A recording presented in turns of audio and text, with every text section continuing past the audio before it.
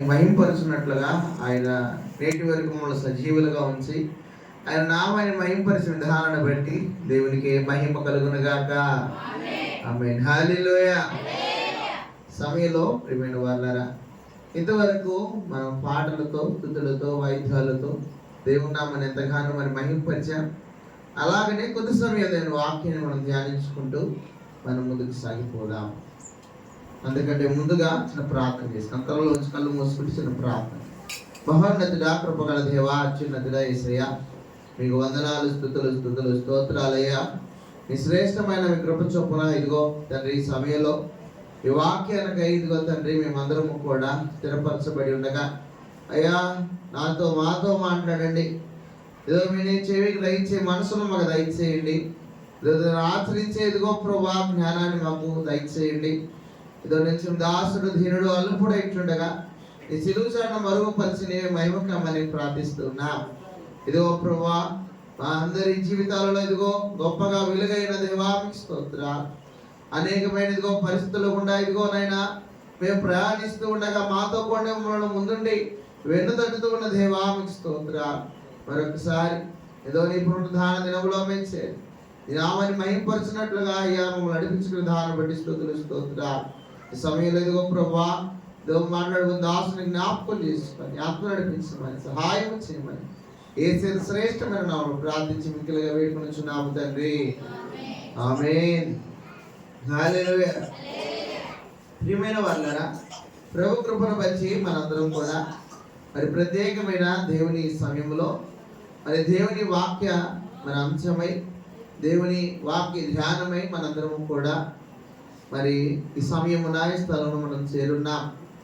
అనేకమైన పరిస్థితులు గుండా మన జీవితాలు పోతూ ఉండగా దేవుని విషయమైన మేలు, దేవుని విషయమైన కృపలు మనం పొందుకున్నటకై పలుమార్లు మనం మరి ఉంచున్న ఆ వాక్య ధ్యానము లేక దేవుని ఆ సమయానికి దేవుడు మనతో మాట్లాడుతున్న విధి విధానాలను బట్టి మనం ప్రభువులో మరింత ఆత్మీయ తీవ్రత గల వారిగా మనం ముందుకు సాగుతూ ఉన్నాం. అయితే మంచిది, దేవుని వాక్యం నుండి కొన్ని మాటలు మనం జ్ఞాపకం చేసుకుంటూ మనం ముందుకు సాగిపోదాం. దేవుని పరిశుద్ధ గ్రంథంలో నుండి కీర్తన 31వ కీర్తన 19వ వచనాన్ని మనం చూద్దాం. తెలిసిన మరి వాక్య ధ్యానమే మరొకసారి మనం జ్ఞాపకం చేసుకుందాం. నీ యందు భయభక్తులు గల వారి నిమిత్తము నీవు దాచి ఉంచిన మేలెంతో గొప్పది, నరుల ఎదుట నిన్ను ఆశ్రయించు వారి నిమిత్తము నీవు సిద్ధపరిచిన మేలెంతో గొప్పది. చాలు. ప్రియమైన వాళ్ళరా, ఇక్కడ నీ యందు భయభక్తులు గల వారి నిమిత్తము నీవు దాచి ఉంచిన మేలెంతో గొప్పది అని దేవుని వాక్యం సెలవిస్తూ ఉంది. దేవుని విషయమైన మేలు పొందుకున్నటకై, దేవుని విషయమైన ధైర్యం పొందుటకై, ఆయన కృపను నిరవారిగా లేక ధైర్యం నిరవారిగా మనం ఉండినట్లుగా మనము అక్కడ దాచి ఉంచిన మేలు కదా, మేలు ఎంతో గొప్పది. ఆ మేలు ఎంతో గొప్పది. రిమైండ్ వాళ్ళరా, ఎన్నో రకాల మేలును మనం చూస్తూ ఉన్నాం, ఎన్నో పరిస్థితుల్లో మనం చూస్తూ ఉన్నాం, ఎన్నో ఆశీర్వాదాలను మనం చూస్తూ ఉన్నాం, ఎన్నో కృపలను మనం చూస్తూ ఉన్నాం. అయితే ప్రభు అంటున్నాడు, దాచి ఉంచిన ఇంకా మేలెంతో గొప్పది. ఈ మేలు మనం పొందుకున్నట్లుగా దేవుని కృప చొప్పున మనం మరి ఆశీర్వదించబడినట్లుగా లేక మనం వర్ధిల్లున్నట్లుగా మరి మరింత నిశ్చయముగా ప్రభువులో ఉండాలి. అందుకే అంటాడు, ఆత్మీయులుగా మనము ఉండాలి. ఆ ఆత్మీయుల కొరకు ప్రభు మేలును దాచున్నాడు. అవి ఎంతో గొప్పవని ప్రభు జ్ఞాపకం చేస్తున్నాడు. చూద్దాం. 1 కొరింథీయులకు రాసిన పత్రిక 2వ అధ్యాయము 9వ వచనాన్ని మనం చదువుకుంటే అక్కడ చక్కగా దేవుడు మాట్లాడుచు 1 కొరింథీ 2:9 ఇందును గూర్చి దేవుడు తన్ను ప్రేమించు వారి కొరకు ఏమి సిద్ధపరచునో అవి కంటికి కనపడలేదు, చెవికి వినపడలేదు, మనుష్య హృదయమునకు గోచరము కాలేదు అని రాయబడి ఉన్నది. ప్రియమైన వాళ్ళరా, దేవుని యొక్క మేలులు లేక దేవుని యొక్క మరి కృపలు. అక్కడ అంటాడు, దేవుడు తను ప్రేమించు వారి కొరకు ఏమి సిద్ధపరచునో. ఏమున్నాయంట? ఏవో కొన్ని ఉన్నాయి. ఏమున్నాయి? అవేవో మనకు తెలియదు, కానీ ప్రభు ఏవో కొన్ని మన పక్షాన నీ నా కొరకు ప్రభు సిద్ధపరుస్తున్నాడు.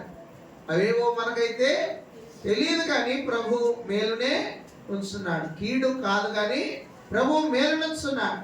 అయితే ప్రియమైన వాళ్ళు ఇక్కడ మాట్లాడుతూ ఎందును గురించి ప్రభువును గురించిన, ఆ మేలును గురించిన లేక కృపను గురించిన ఆ యొక్క ప్రేమ మనలో ఉంటే ఆయన సిద్ధపరుచున్నాడు. అవి ఎలాంటివి అంటే అక్కడ మాట్లాడుతూ కంటికి కనబడలేదు, చెవికి వినబడలేదు, ఆ మనుష్య హృదయమునకు గోచరము కాలేదు. అవి మనుషులకు అర్థమయ్యే పరిస్థితులు కావు. అవి ఎవరైతే ఆత్మీయులుగా ఉంటారో, ఎవరైతే దేవుని ప్రజలుగా దేవుని జనాంగముగా ఉంటారో వారికే ప్రభు జ్ఞాపకం చేస్తూ ఉన్నాడు. వేరే కదా ఇతరులకు లేక ప్రభువుని గురించిన ఆ విశ్వాసములో కానీ ప్రభువుని గురించిన భయములో కానీ వారు స్థిరులై ఉండకపోతే కదా దాని వలన వారికి ప్రయోజనం ఏమీ లేదు. అందుకనే ప్రియమైన వారున్నారా అక్కడ జ్ఞాపకం చేస్తూ కంటికి కనబడలేదంట కదా. అవి ఎలా ఉంటాయో వారు చూడలేకపోతున్నారు, అవి ఎలా ఉంటాయో వారు వినలేకపోతున్నారు, వారి హృదయాలకు అర్థం కావడం లేదు. ఒకవేళ మనం కూడా దేవుని విషయంలో దేవుని ప్రియులుగా ఆత్మీయులుగా ఉండకపోతే దేవుని క్రియలు మనకు కూడా అర్థం కావు. అయ్యా ఈ సమయంలో ఇదిగో దేవుడిలా ఎందుకు మాట్లాడాడు, ఈ సమయంలో దేవుడు ఎందుకు నా చేతిలా జయించుకుంటున్నాడు, ఏంది దేవుని చిత్తమేంది? ఒకవేళ నీవు ఒట్టిగా ప్రభునామాన్ని స్తుతిస్తూ లేక ఆయన స్మరిస్తూ ఉంటే దాని వలన కలిగే ప్రయోజనం ఏమీ లేదు. అందుకే అంటాడు, నన్ను వెంబడించ గోరి నీడలా, నన్ను తాను తగ్గించుకొని కదా మీ శిలువను ఎత్తుకొని వెంబడింపవాలి కదా. వెంబడించాలి అనుకున్నప్పుడు, లేక ప్రభువుని అనుసరించాలి అనుకున్నప్పుడు, లేక ఆయనను ప్రేమించాలి అనుకున్నప్పుడు ఎలా చేయాలంట? తగ్గించుకొని నీ శిలువను ఎత్తుకోవాలంట. ఏ శిలువ? శిలువ భారం, దేవుని బాధ్యత లేక దేవుని గురించిన ఆశ నిరీక్షణలు గలవారిగా మనం ఉండాలి. ఇలా ఉండిన మన జీవితం ప్రభు చేత మేళ్లతో నింపబడుతుంది. హల్లెలూయా. ఎలా ఉంటాయంట? మేళ్లతో నింపబడతాయి. మేళ్లతో నింపబడతాయి. ఎలాంటి మేళ్ళు? దాచి ఉంచిన మేలు. అయితే చూద్దాం ప్రభు ఏమి దాచి ఉంచాడో కొన్ని మాటలు చెప్పి నేను ముందుకు సాగుతాను. దయచేసి యోబు గ్రంథము 33:16 చూస్తే,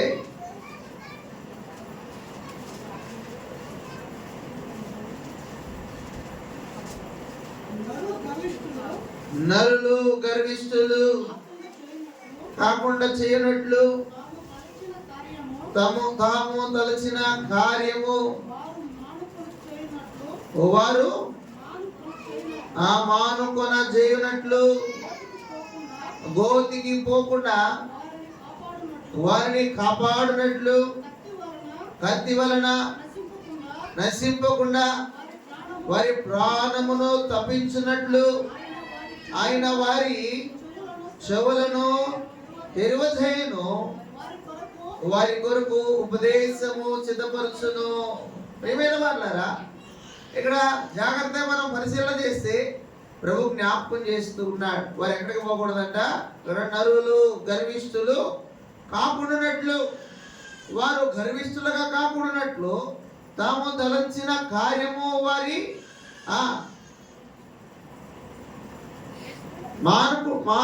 మానుకొన చేయనట్లు కదా. మానుకొన చేయనట్లు అక్కడ మాట్లాడుతూ గోతికి పోకుండానట్లు కదా. గోతికి పోకుండా వారిని కాపాడునట్లు. ఎందుకు ప్రభు అక్కడ మాట్లాడుతున్న మాటల్లో మనం జ్ఞాపకం చేసుకుంటే ఆయన తప్పించినట్లుగా మనం చూస్తూ ఉన్నాం. వారు గర్విష్ఠులుగా కానీ, వారు గోతిన కానీ, వారు అపవాది చెంతన కానీ వారు పడుకున్నట్లుగా ప్రభు వారిని రక్షిస్తున్నట్లుగా, ప్రభు వారిని తప్పిస్తున్నట్లుగా మనం చూస్తూ ఉన్నాం. దాని కొరకు కింద మాట్లాడుతూ కత్తి వలన నశింపకుండా వారి ప్రాణమును తప్పించినట్టు ఏముందంట? కత్తి వలన వారు నశింపకున్నట్లు. ప్రియమైన వాళ్ళారా, అనేకమైన విషయాలలో మనం దేవునికి అయోగ్యులుగా, అభాగ్యులుగా, లేక విశ్వాసులుగా మనం ఉండకూడనట్లుగా ఆయన మనలో పదిలపరుస్తూ ఉన్నాడు, లేక భద్రపరుస్తున్నాడు, లేక క్షేమపరుస్తూ ఉన్నాడు. అందుకే జాగ్రత్తగా చూస్తే ఆయన వారి చెవులను తెరవజేయను, వారి కొరకు ఉపదేశము సిద్ధపరచు. ఏముందంటే వారి కొరకు ఉపదేశము సిద్ధపరుచుంది.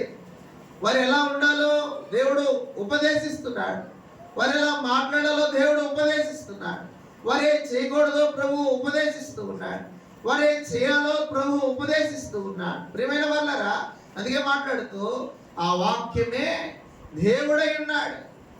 దేవుడి ఉపదేశము, దేవుడే మన మధ్య ఉంటూ ఉన్నాడు. ఆయన మాటలు మన ధ్యానంలో ఉన్నప్పుడు ప్రభువు మనలో ఉంటాడు. మన ఇంటిలో ఆయన గూర్చిన స్తుతి గానాలు లేక దేవుని వాక్య ధ్యానం అయినప్పుడు ప్రభువు మన ఇంటిలో ఉంటాడు. ఎక్కడ కదా ఇద్దరు లేక ముగ్గురు కదా వాళ్ళ మాట వింటూ ఉంటాం కదా, ఎక్కడ ఎక్కువ మంది ఏం లేదు కదా, కొంతమంది అక్కడ కొంతమంది దేవుని విశ్వాసులు ఉన్నప్పటికీ ప్రభు వారి మధ్యన ఉన్నాడు. ప్రియమైన వాళ్ళరా, మనం చూస్తే వారు పోకుడున్నట్లు, వారు పడకుండానట్లుగా ప్రభు వారిని ఆ చెవులు తెరిపింపజేస్తూ ఉన్నాడు, తెరవజేస్తున్నాడు. ఏమని? దేవుని స్థలమున, దేవుని ఈ సమయమున నీ ఉంటున్నావే, దేవుని వాక్యం అదే నీ చెవున పెట్టినప్పుడు, నీవు దేవుని ఉపదేశమును లోబడినప్పుడు నీవు తప్పించబడుతున్నావు. నీవు గర్విష్ఠు కాకుండానట్లుగా, గోతిన పడకుండానట్లుగా, ఆ కత్తి చేత నశింపకుండానట్లుగా ప్రభు తప్పిస్తూ ఉన్నాడు. అవునా అమ్మా? అవునా కదా? మనం అనేకమైన విషయాలలో మనం పడిపోకున్నట్లుగా ప్రభు తప్పిస్తూ ఉన్నాడు. దానికి కారణం దేవుని వాక్యం, దేవుని ప్రార్థన. చూద్దాం మరొక మాటను. కీర్తన 119:40 వచనాన్ని మనం చదువుకుందాం. కీర్తనల గ్రంథము 119:40. నీ ఉపదేశము నాకు అధిక ప్రియములు, నీతిని బట్టి నన్ను బ్రతికింపుము. ప్రియమైన వాళ్ళారా, ఇక్కడ దాసుడు మాట్లాడుతూ నీ ఉపదేశములు నాకు అధిక ప్రియములు, ఈ వాక్యము నాకు ఎంతో ఇష్టం, నీతిని బట్టి నన్ను బ్రతికింపుము. ప్రియమైన వాళ్ళు, బ్రతుకుటకు దేవుని ఉపదేశం, దేవుని వాక్యం వారిని ఏం చేస్తుందంట అమ్మ? ఏం చేస్తుందంట? బ్రతికిస్తుంది. అవునా కదా? దేవుని వాక్యం వారిని ఏం చేస్తుందంట? బ్రతికిస్తుంది. వారు బ్రతుకుటకు వారు ఉపదేశింపబడుతూ ఉన్నారు. వారు దేవుని దేశాలలో ఉన్నారు. కేవలం వారు బ్రతుకుతున్నది దేని వలన అంటే దేవుని వాక్యం వలన. ప్రియమైన వాళ్ళరా, అది ఇక్కడ మాట్లాడి ఈ ఉపదేశములు నాకు అధిక ప్రియములు, నాకెంతో ఇష్టం. ఈ వాక్యం వినుట నాకెంతో ఇష్టం, దాన్ని ధ్యానించడం నాకెంతో ఇష్టం, దాన్ని నా మనసు నుండి ఉంచుకోవడం నాకెంతో ఇష్టం. ప్రియమైన వాళ్ళరా, ఎంతమంది ఇష్టపడుతున్నారు దేవుని వాక్యాన్ని చెప్పగలరా అమ్మా? ఎంతమంది ఇష్టపడుతున్నారు కదా? అందరు ఇష్టపడుతున్నారా? ఇష్టం లేని వాళ్ళు ఎవరు ఉన్నారా అమ్మా? ఎవరు లేరా? ఎందుకు ఇష్టపడుతున్నాం? మనం తప్పించబడుతున్న నిమిత్తం కదా. ఆ కత్తి వలన నశింపబడినట్లుగా మనం ఏమవుతున్నామంట? తప్పించబడినట్లుగా దేవుని ఉపదేశం మన మధ్యన ఉంది కదా. ఎన్నో విషయాలు ఎవరో తల్లిదండ్రులు లేక బంధుమిత్రులు లేక స్నేహితులు ప్రాణప్రియులు చెప్పని మరి క్షేమాన్ని కూడా ప్రభువు చెప్తూ ఉన్నాడు. అయ్యా నా కుమారుడా, నువ్వు ఇలాగా, ఇది మంచిది, ఇది నీకు తగదు, ఇది నీ పని కాదు. దేవుడే మాట్లాడుతూ ఉన్నాడు.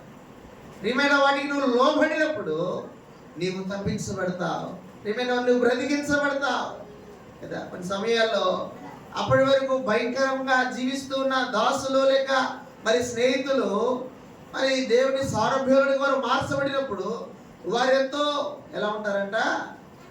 చక్కగా, ఏదయ్యా నువ్వు ఇలా ఉన్నావు, అమ్మా నువ్వు ఎందుకు ఇలా ఉన్నావు, నువ్వు ఇంతకు ముందు ఇలా లేవే, ఎవరు నిన్ను మార్చింది, ఎలా నువ్వు ఇలా ఉంటున్నావు అని అంటే కదా ప్రియమైన వారారా, వారి నోటి నుండి వచ్చే మాట మనం వింటే కదా, నేను ఇప్పుడు మారిపోయానయ్యా, నేను ఇప్పుడు ఏమైపోయారట, మారిపోయాను, నేను గతంలో ఉన్న ఆమెను కాదు, లేక గతంలో ఉన్న ఆయనను కాదు, నేను ఇప్పుడు ఏమైపోయానంట, మారిపోయాను, నేను ఇప్పుడు అలాగా లేదు. ఏమైనా వాళ్ళరా, ఎంతో మంది సేవకులుగా, ఎంతో మంది దేవుని విశ్వాసులుగా, ఆత్మీయులుగా వారు నేటికి సజీవులై దేవుని నామాన్ని మహిమపరుస్తున్నారు. వారిలో మనం కూడా కొందరం, వారిలో కూడా మనం కూడా ఒకరం. ఎందుకు ఈ మాటలు జ్ఞాపకం చేస్తున్నానంటే, మనం బ్రతుకుతున్నాము అంటే అది దేవుని కృప వలన మాత్రమే. ఇది మన తెలివి కాదు, మన శక్తి కాదు, మన తాహతు. దేవునికే మనం రుణపడున్నా, దేవునికే మనం ఎంతో ఆయనకు మరి కృతజ్ఞులై ఉన్నాం. ఏమైనా అవునా కాదా? చూద్దాం మరొక మాటను.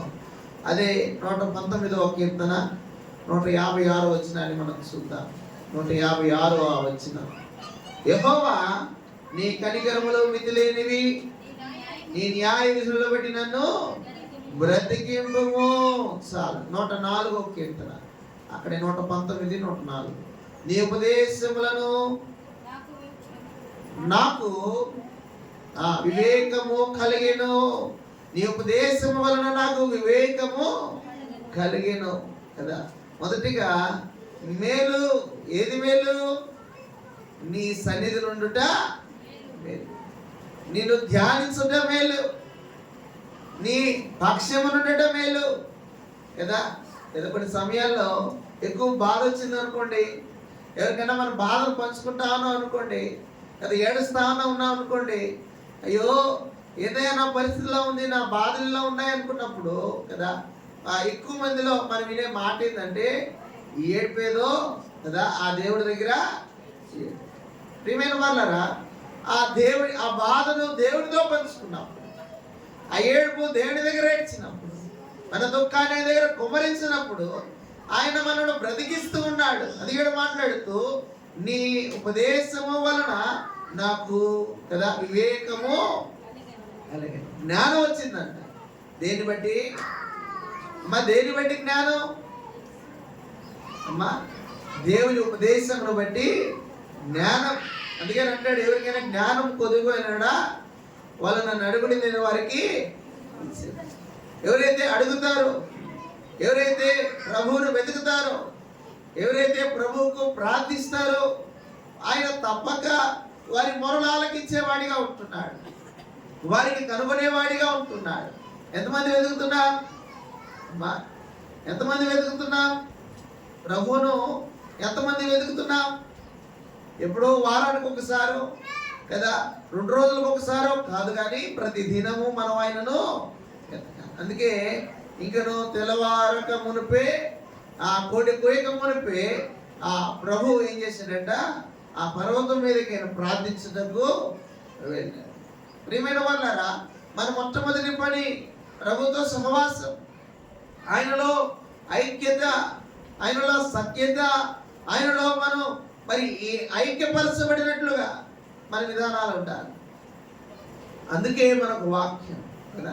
ఈ వాక్యం లేకపోతే ఆయనకి ఎలా ప్రార్థించాలో తెలియదు, ఎలా ఆయన స్తుతించాలో తెలియదు, ఎలాగా ఆయనను మనం గణపరచాలో తెలియదు, ఎలాగ ఆయనను ఆరాధించాలో కూడా మనకు.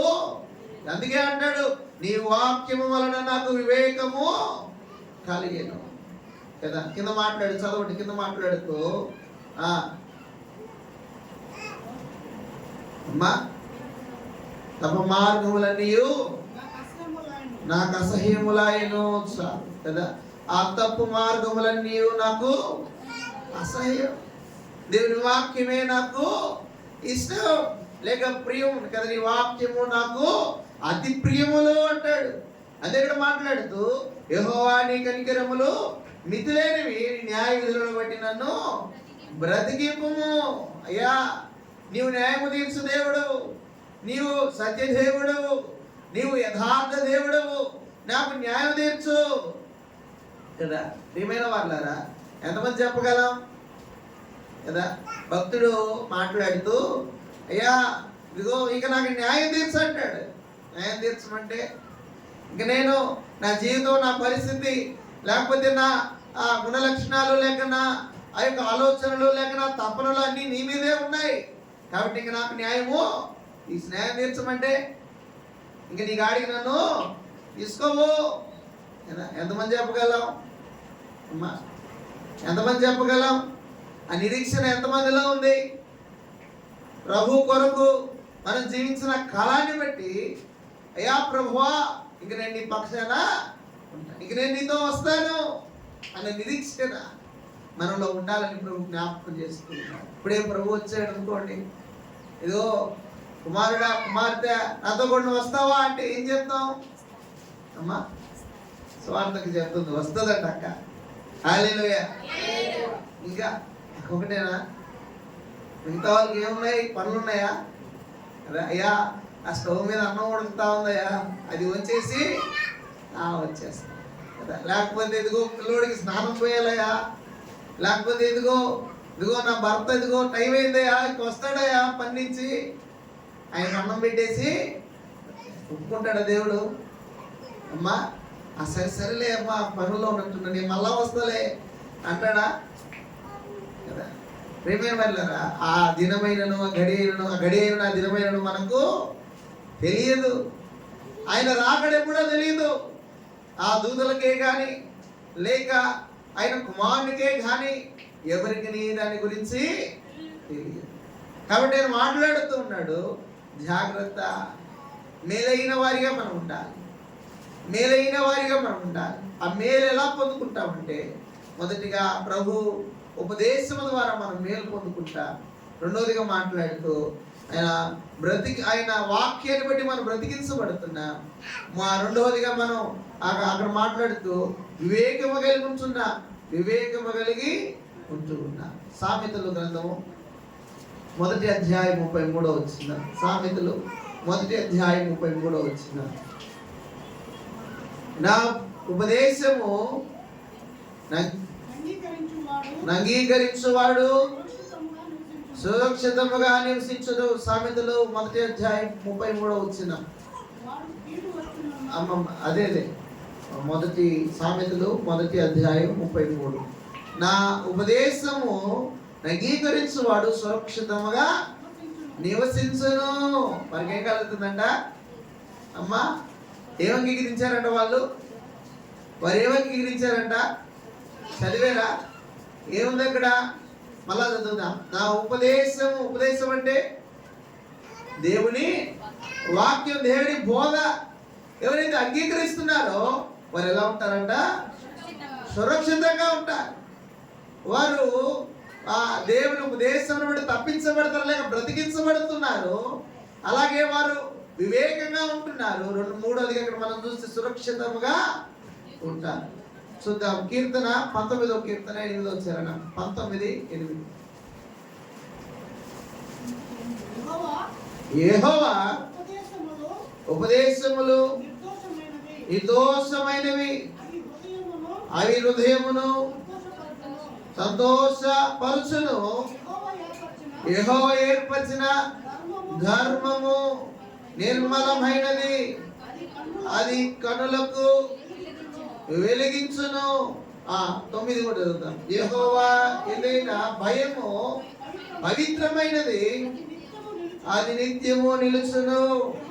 యెహోవా న్యాయ విధులు సత్యమైనవి, అవి కేవలము న్యాయమైనవి. చాలు.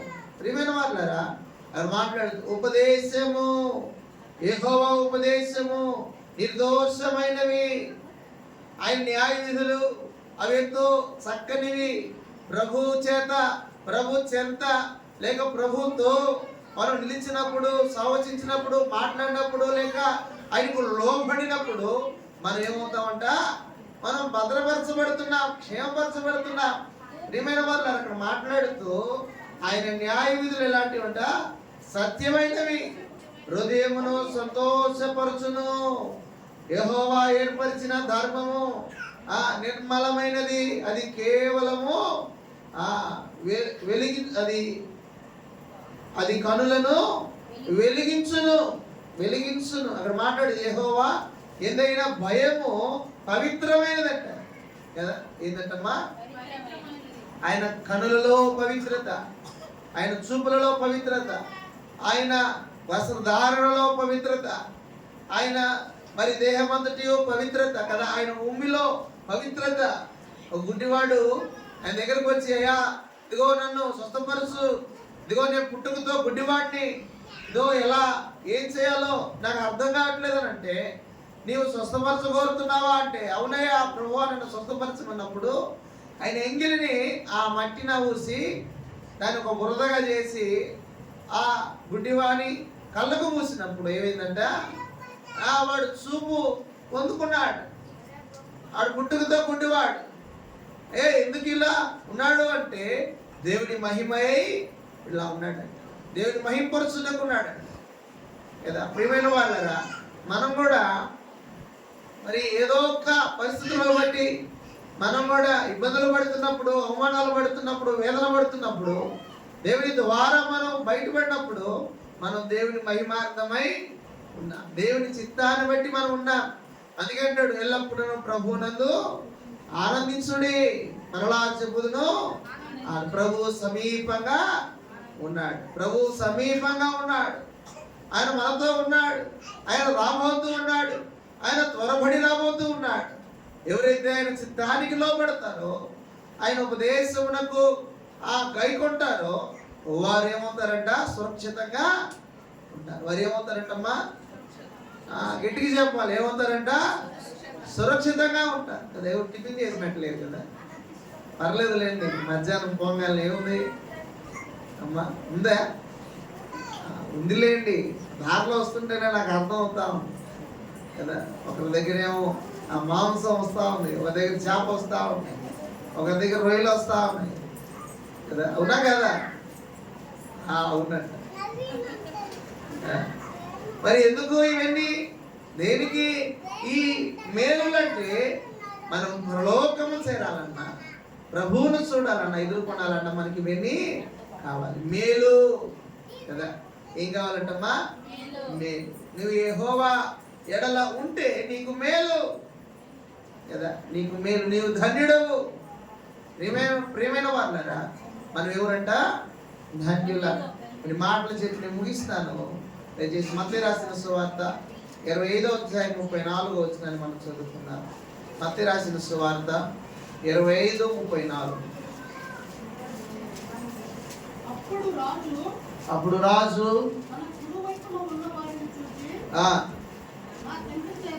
నా తండ్రి చేత ఆశీర్వదించబడిన వారులారా రండి, లోకము పుట్టినది మొదలుకొని మీ కొరకు సిద్ధపరచబడిన రాజ్యమును స్వతంత్రించుకొనుడి కదా. మనం దేవుని పక్షానంటే మనం కలిగే మేలు ఏంటంటే, ఆయన అంటున్నాడు లోకము కదా. అప్పుడు రాజు తన కుడివైపున ఉన్నవారిని చూసి, నా తండ్రి చేత ఆశీర్వదించబడిన వారులారా రండి, లోకమును పుట్టినది మొదలుకొని మీ కొరకు సిద్ధపరిచిన రాజ్యమును స్వతంత్రించుకొనుడి కదా. ఏమవుతామంట? ప్రభు పక్షాన ఉంటే మన కొరకై సిద్ధపరిచిన ఆ యొక్క రాజ్యాన్ని మనం ఏమవుతామంట? స్వతంత్రించుకుంటాం. మనం ఏం చేస్తాం? స్వతంత్రించుకుంటాం. అందుకే అంటాడు, ఆ రాజ్యం మన కొరకు సిద్ధపరచబడి ఉంది. ఆ రాజ్యం మన కొరకు సిద్ధపరచబడి. ప్రియమైన వాళ్ళారా, మనం ప్రభువును అనుసరించటం మేలు, ఆయనను ఆశ్రయించటం మేలు, ఆయన స్తుతించటం మేలు, ఆయన్ని ధ్యానించుట మేలు, ఆయన ఉపదేశము మనం ఆలకించటం మేలు, సమీపించి ఆలకించటం మేలు కదా. వ్యర్థమైన మరి వచ్చరపు సఖ్యము కానీ అవి మనం ఉచ్చరించుట కంటే సమీపించి కదా ఆలకించుట మేలు. మనం ప్రభువునందు నిలిచి ఉండటం మేలు. మనం ఆయనను మరి కేవలం మనం అనుసరించడం మేలు. అందుకని అంటాడు ఉపదేశము అంటాడు ప్రభువుల మాట. దేవుని వాక్యం ఆయనే మనకు కర్తగా ఉంటూ ఉన్నాడు. దాన్ని ధ్యానించినప్పుడు, లేక మన చెవిన పెట్టినప్పుడు, లేక మన హృదయాలలో ఉంచుకున్నప్పుడు మనకు మేలు కదా. ఒకవేళ దేవుని స్థలమున, దేవుని హృదయమున, దేవుని ఆలయమున ఆయన కాక మరొకటి మనం ప్రేమిస్తూ ఉంటే, ఆయన కాక మరొకటి మనం ఆరాధిస్తూ ఉంటే, ఆయన కాక మరొకటి మనం ఆశపడుతూ ఉంటే, ప్రియమైన వాళ్ళారు గమనించండి, మనం ప్రభు మేలను పొందుకోలే. ఏం ఆరాధిస్తూ ఏం ఆచరిస్తూ ఉంటే, ఒకవేళ దేవుని కంటే ఎక్కువగా, ఒకవేళ నీ పని విషయంలో నీవు దాన్ని ప్రేమిస్తూ ఉంటే, ఒకవేళ దేవుని కంటే ఎక్కువగా నీ భర్తనో, నీ భార్యనో, నీ పిల్లలనో, ఒకవేళ దేవుని కంటే ఎక్కువగా కదా ఎవరినో ఏదో నువ్వు ప్రేమిస్తూ ఉంటే, అది దేవునికి ఇష్టం. ఎందుకు ఈ మాటలు నేను జ్ఞాపకం చేస్తున్నానంటే, మొదటి స్థానము దేవునిది. దేవుని స్థానాన్ని దేవునికి ఇచ్చినప్పుడు ఆయన అవన్నీ నీకు సమకూర్చబోతున్నాడు. అందుకే ఆయన అంటాడు, ఆయనకు రుణస్థులై ఉన్నామంట కదా. ఎవరికంటమ్మా? దేవునికి రుణస్థులు. అంటే అప్పించారు దేవునికి. దేవునికి అప్పిస్తారమ్మా మీరు? అంత ఉందే మనకు? అంత దమ్ముందే? లేక అంత ధనం ఉందే? లేదు. అదే అని అంటున్నాడు, మీరు ఆయనకు రుణస్థులై ఉన్నారు. ఎలా అంటే, మనం ప్రభువులో పాల్పంపులు పొందినప్పుడు, లేక ప్రభువులో మనం ఆయనతో కూడా సహవసించినప్పుడు, ఆయనతో కూడా నిలిచినప్పుడు, మనం ప్రభువునందు రుణస్థులుగా ఉంటూ ఉన్నాం. అనేక దేవుని సత్క్రియలు చేసినప్పుడు, దేవుని చిత్తాన్ని జరిగించినప్పుడు, ప్రభువులో ప్రభు చిత్తానికి మనం శిరసాయిస్తున్నప్పుడు మనం ఏమవుతామంట? రుణస్థులుగా. దేవుడు ఒకవేళ నీవు ఆయనకు అప్పించేవాడు అయితే ఆయన వడ్డీతో సహా నీకు ఇచ్చేవాడిగా ఉంటున్నాడు. ఒకవేళ నీవు నష్టము అనుకున్నది ఏది కూడా నీకు నష్టము కానివ్వడు. ఒకవేళ దేవుని విషయంలో నిందించబడిన, దేవుని విషయంలో నష్టపోయినా, దేవుని విషయంలో నీవు వేధించబడినా, లేక అవమానపరచబడినా అది నీకేమీ కాదు. ఒకవేళ అలా ఉంటే కదా నీకు మేలని దేవుని వాక్యం జ్ఞాపకం చేస్తాం. చూద్దాం, మరొక మాటలు చెప్పి నేను ముగిస్తాను. యెషయా గ్రంథము 5వ అధ్యాయము 1-2 వచనాలు మనం చూద్దాం.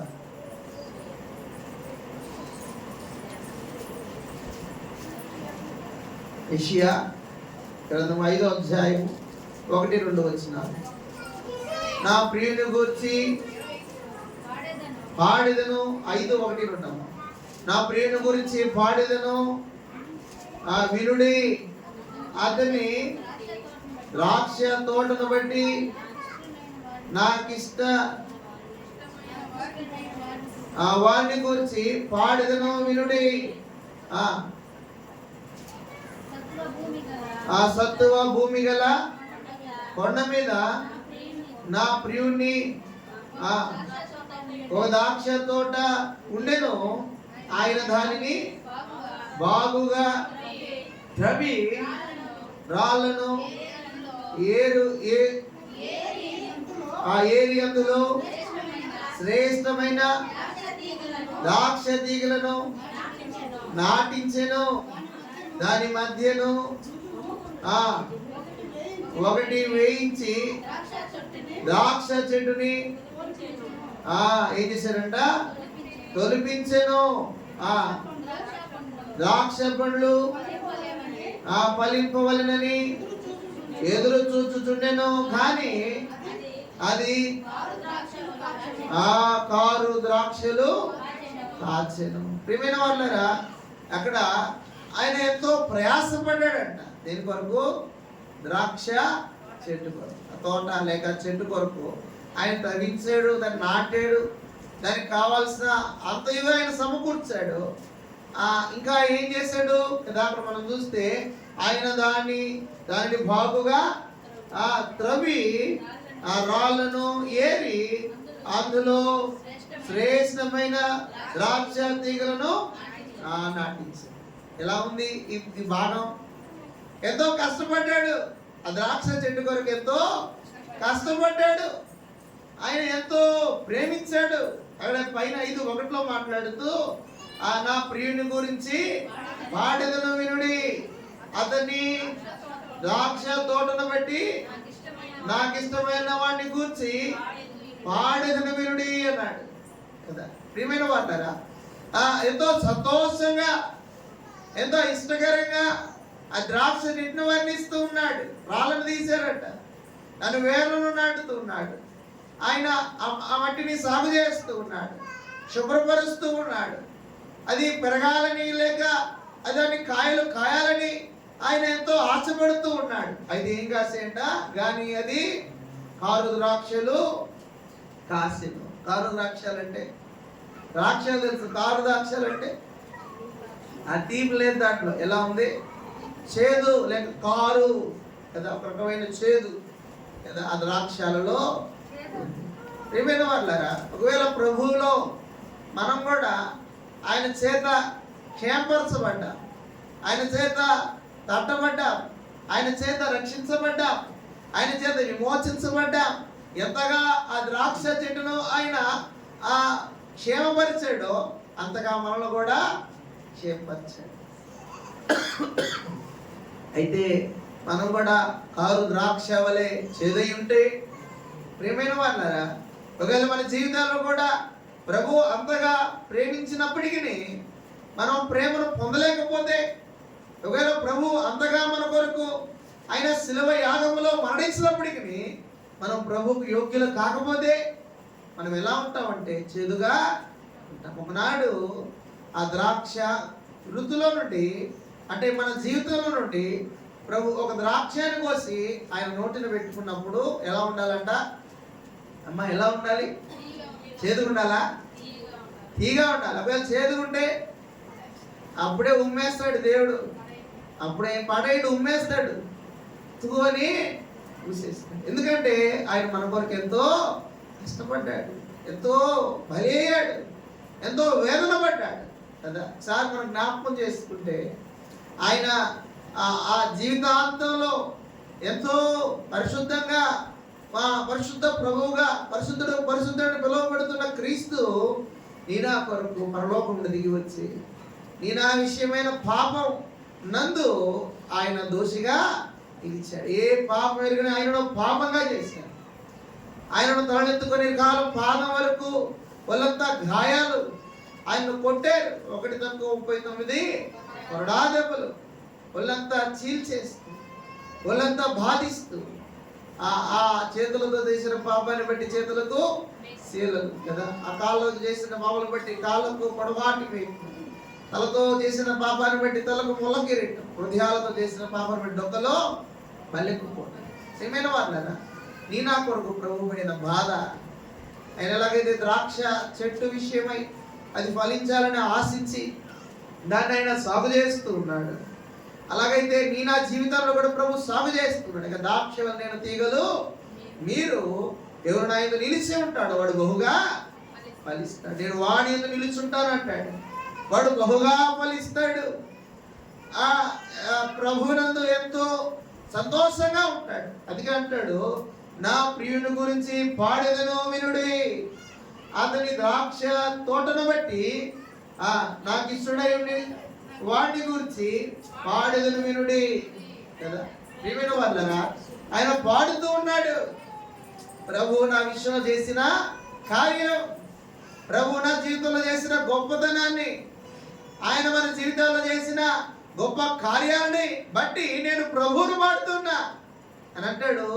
ఆ బండ సందులో ఎదురునా పావురమా, నీ ముఖము నాకు కనబడని, నీ స్వరము నాకు వినపడని. కనపడే నాకు మన ముఖాలను దాచుకోకూడదు, ప్రభుకు మన స్వరాలను మనం దాచుకోకూడదు, ప్రభుకు చేయాలి. ఇక్కడ మైకుల్లో పాడితేనే ప్రభుకు కాదు వినపడేది, మన హృదయాలలో మనం ఆయన నిజంగా విశ్వాసంతో ప్రభువును మనం గానం చేస్తే అది దేవునికి వినపడదు. ఎందుకంటే దేవుడు కదా ఆరాధించు కదా. వారు ఎలా ఆరాధించాలంట? ఆత్మతోను సత్యముతోను ఆరాధింపవలెను కదా కదా. క్వశ్చన్ మార్క్ అక్కడ, ఇది ప్రశ్న, అవును కదా అంటున్నారు. ప్రియమైన వాళ్ళారా, మనం కూడా ఏం చేయాలంటే ప్రభువుని ఆరాధించడంలో యథార్థంగా ఆయన ధ్యానించడంలో యథార్థంగా, ఆయన స్తుతించడంలో యథార్థంగా స్తుతించాలి. ఒకవేళ నటన చేస్తే, ఒకవేళ మనం ప్రభువునందు ఒకవేళ మనం మాంద్యులు లేక లేక ప్రభునందు వీళ్ళు నిద్రిస్తూ ఉంటే మనం ఏమవుతాం? ఆయన కడబోర శబ్దాన్ని మనము వినలేం. అది దాటిపోతుంది. మనం ప్రభువును చేరుకోలేం, మనం ప్రభువును చూడలేం. ఎందుకు ఈ మాటలు జ్ఞాపకం చేస్తూ ఉన్నారంటే దినములు చెడ్డవి గనుక ఈ సమయమును పోనివ్వక సద్వినియోగం చేసుకున్నట్లుగా అజ్ఞానుల వలె కాక జ్ఞానుల వలె నడుచుకొనుడి అంటారు.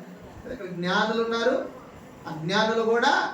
ఎలా లభిస్తుంది జ్ఞానం అంటే? వివేకం ఎలా మనకు లభిస్తుంది? నీ ఉపదేశం వలన నాకు వివేకము కలిగెను. ఎలా కలిగిందంట? దేవుని వాక్యాన్ని బట్టి నీకు జ్ఞానం కలిగింది. కనుక ప్రియమైన వాళ్ళరా, నీవు జ్ఞానివి అయితే, నీవు దేవుని విడగా ఉంటే, అందుకే అంటాడు అజ్ఞానుల వలె కాక. అంటే ఆలోచన లేని వారిగా కాకుండా ఆ దేవుని విషయమైన భక్తి నందు నీవు ఆ మాధ్యము కాక ఆసక్తి విషయంలో ఎలా ఉండాలంట? తీవ్రతగా ఉండాలంట. ఎలా అంటమ్మా? తీవ్రత అంటే ఏదో ఒక రకమైన ఉద్రేగం, ఒక రకమైన గట్టి లేక బలమైన మరి యొక్క స్థిరత్వం ప్రభువులో మనము కలిగి ఉండాలి. అంతలో కదా కనబడి అంతలో మాయమయ్యే ఆ ఆవిరి వంటి జీవితాలు అని ప్రభు పోల్చాడు. మన విశ్వాసాలు కూడా అలాగా, మన జీవితాలు అయితే అలాంటివే, కానీ మన విశ్వాసం అలాగా ఉండకూడదు. ఈ ఆత్మను ప్రభుకు అప్పగించాలి. ఈ ఆత్మను, అందుకే అంటాడు ఆత్మ విషయమే దీనులైన వారు ధనిలు, పరలోక రాజ్యము వారిది. ఏమైనా వాళ్ళరా దీనులై ఉండాలి, ఆత్మ విషయంలో దీనులై ఉండాలి. అందుకే ఆత్మీయులుగా మనం ఉండాలి. ఎలా ఉండాలంటమ్మా? ఆత్మీయులు కదా. ప్రభు ఆత్మ చేత నడిపించబడువారు ఆత్మీయులుగా ఉండాలి.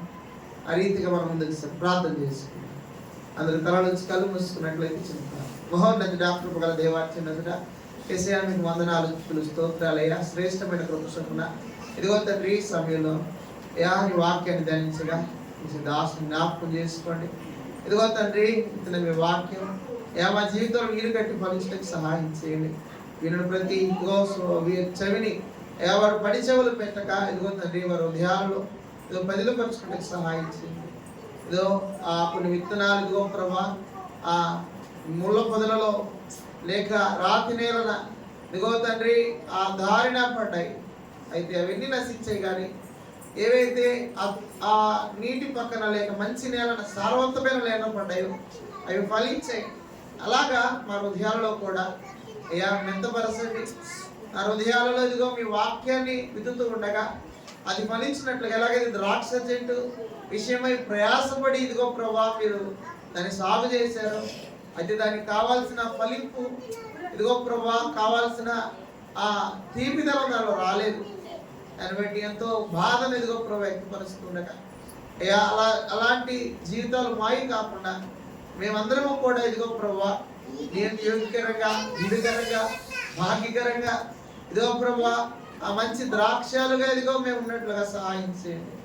మమ్మల్ని ఇదిగో ప్రభా మీలోనికి తీసుకున్నప్పుడు ఎంతో తీపికరంగా, ఎంతో మాధుర్యంగా మా జీవితం ఉన్నట్లుగా ఇదిగో ప్రభా క్షేమపరచండి. కుటుంబాలను జ్ఞాపకం చేసుకోండి, సంఘాన్ని దీవించమని ఇదో ప్రభా దీని విషయం ప్రయాసపడు ప్రతి ఒక్కరిని మీరు క్షేమపరచమని, నీ ఉపదేశము ఇదో నన్ను బ్రతికించుచున్నది అన్నట్లుగా మా జీవితం ఉన్నట్లుగా సహాయం చేయండి. నీ చేత మేము బ్రతికించబడినట్లుగా యేసు నామములో ప్రార్థించి మిక్కిలిగా వేడుకొంచున్నాము తండ్రి, ఆమేన్. అలాగే అందరూ తల నుంచి కళ్ళు మూసుకున్నట్లయితే